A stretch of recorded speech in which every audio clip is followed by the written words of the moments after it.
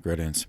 Father Mark signing on, continuing the series on the papacy and the modern world, moving into the reign of Pope 245, Benedict XIII, who reigned from 1724 to 1730. Born into an ancient and powerful family that we met earlier, as far back as the medieval course, House Orsini. His baptismal name was Pietro Francesco Orsini. His father was a duke, the Duke of Gravina, and he was the eldest son, so he would have inherited and become the duke. So this is a striking departure from papal history, in that he was not a younger son sent into the church. He, on his own, renounced his inheritance, and on his own joined the Dominicans as a young man. He spent virtually his entire priestly life as a pastor, either preaching or teaching or serving as a bishop. He was served as bishop in 2 dioceses before being named Cardinal Archbishop of Benevento in 1686. And it was in that capacity that he attended the conclave of 1724. He was a Zelanti, and he was elected as such because the contending factions realized that he had neither the political interest nor the diplomatic skill to cause any problems in world affairs. He accepted election on May 29th, 1724, taking the pontifical name Benedict the 13th to rule under that name as 245th Pope. He made no alteration to his lifestyle as a friar. Well, obviously he had to move and function as pope, but otherwise, personally, in his personal quarters, he still lived a simple style of life. He also made a curious decision that, as far as I know, was unprecedented in papal history, and as far as I know, has never happened again. So this decision, again, I might be wrong, but I think it's the only time in 2,000 years that any pope has decided to do this. He decided to remain Archbishop of Benevento while still pope, and which of course means Bishop of Rome. And that's bizarre. I don't know what to say. I mean, he as the pope, he has the right to do that if he wants, or has the authority to do that if he wants. But it seems to be just a personal thing. He loved his assignment there in Benevento, and he never wanted to be pope.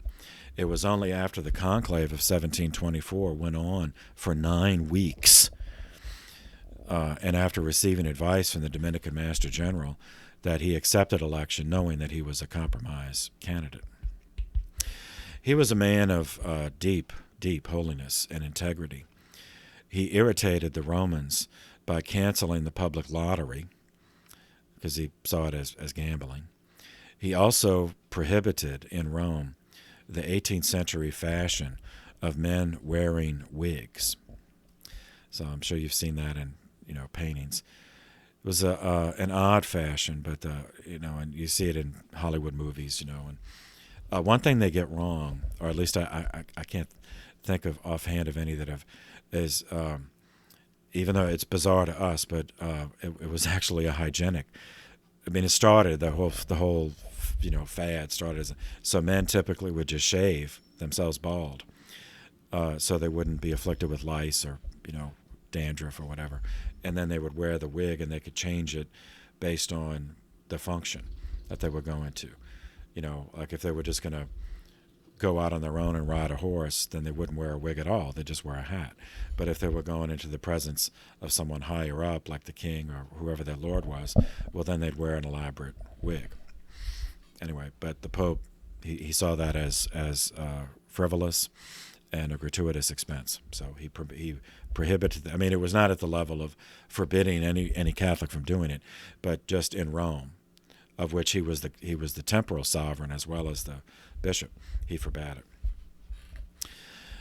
He was one of those popes that his greatest delight was in being a pastor, meaning dealing with the faithful, and that's how he spent as much of his time as he could.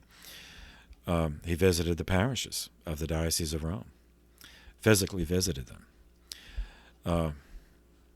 But then after he visited all of them, he made the rounds, visited all of them. Then he went to Benevento, because he was still functioning as archbishop there, and did it again. Visited all those parishes again. So he was actually still didn't just keep the title Archbishop of Benevento. He was actually functioning. And in this, I mean, his pastoral zeal is commendable, but this atypical, inexplicable behavior left the church vulnerable, to the extent that his lack of interest in governance and foreign affairs led him to entrust those matters to cardinals who did not have his integrity. And there were two of them. They both happened to be named Niccolo. So Niccolo Coscia and Niccolo Lercari. So Coscia, Coscia, and Lercari, Lercari.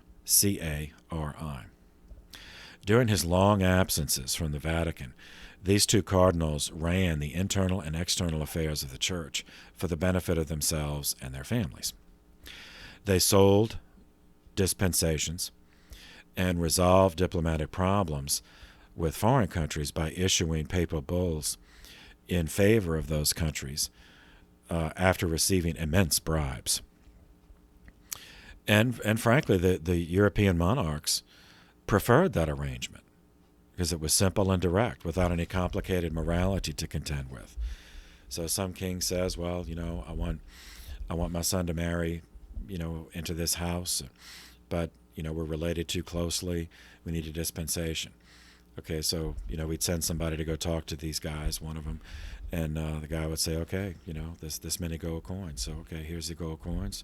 All right, and then they would leave with the document they needed. So it was just business. So the monarchs, I mean, even though it's corrupt, shameless, but it's an indication of 18th century governance and monarchy. They preferred that. Another schism occurred during Benedict's reign. It wasn't his fault, but he was too occupied to notice, or really to take it to care enough to take any action to try to cope with it. It was the formation of the Church of Utrecht in Holland, which, since looking further in history, since 1853, has called itself the Old Catholic Church. All right, the canonical basis for this schism is a claim that the rights granted to the cathedral chapter of Utrecht, Holland, by Pope Eugenius III in 1145, namely the right to elect their bishop through the process of supplication. During the chaos of the Reformation, the wars of religion triggered by the Protestant movement, the Catholic Church in Holland was forced underground as the Calvinists took over Holland, and the official church is the Dutch Reformed Church is a Calvinist church, still is. And so the Catholics in Holland during this period were canonically served through apostolic vicars, functioning as auxiliaries of the Bishop of Rome, of the Diocese of Rome. During the 17th century, Holland became a haven for Jansenist refugees from France and Belgium. Jansenist ecclesiology, theology of church, which was national church, Gallican. The Catholic version of that is Gallicanism. The Protestant version is Anglicanism.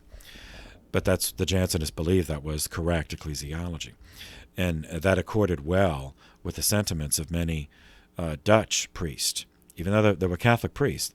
But they viewed the Pope as a meddling Italian prince.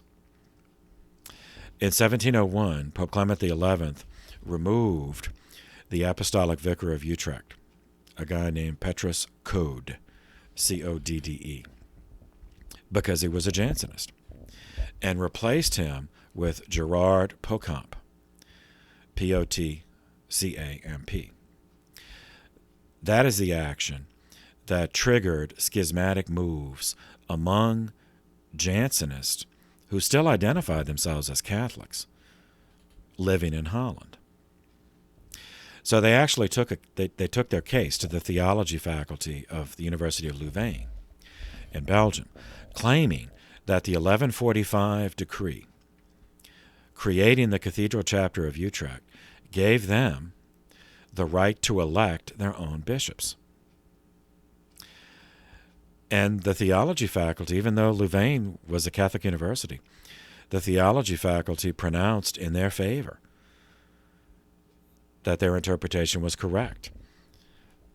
And so they did indeed have the right to elect their own bishop.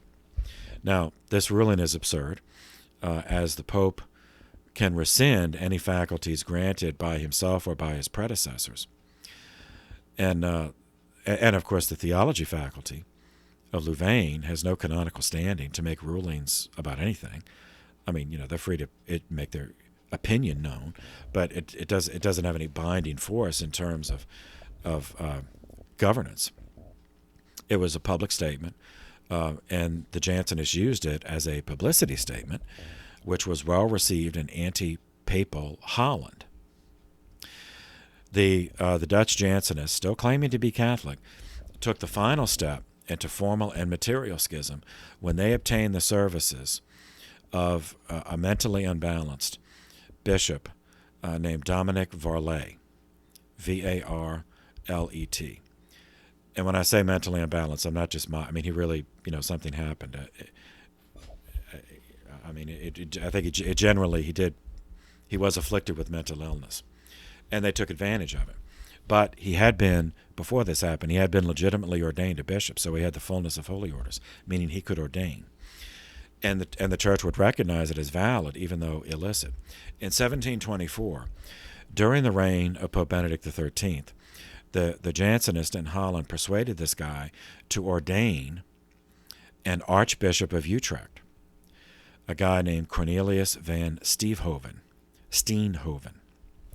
as well as ordained 3 suffragan bishops for Deventer, Haarlem, and Groningen. So this created a canonical situation analogous to the Lefebvre schism following Vatican II. The schismatic bishops had valid holy orders, meaning that they in turn could validly ordain deacons, priests, and bishops. But they were de facto excommunicated for the schismatic action of ordaining bishops without papal approval. This schismatic Church of Utrecht continued in this way until 1853, when Pope Pius IX was able to negotiate a restoration of the Catholic hierarchy in Holland. This Jansenist Church of Utrecht then began calling itself the Old Catholics to distinguish themselves from what they termed this new Catholic hierarchy imposed by the foreign Italian Prince of Rome. They naturally rejected the papally pronounced dogmas of the Immaculate Conception and the Assumption.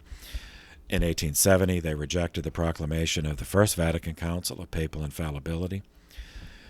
And they were not alone in rejecting this, as we cover that later in this playlist. So the numbers of these old Catholics swelled with dissidents in Germany, Austria, Poland, Switzerland. So they were able to open up satellite churches. They accept, this Jansenist Old Catholic Church accepts only the first 7 ecumenical councils, Nicaea I through Nicaea II. They allow priests to marry, but they reject veneration of the saints and use of relics. And they have been in communion with the Anglican Church of England since 1931 and have ordained women since 1998, but have undergone internal divisions recently over whether to ordain over the ordination of and the marriage of those with same-sex attraction.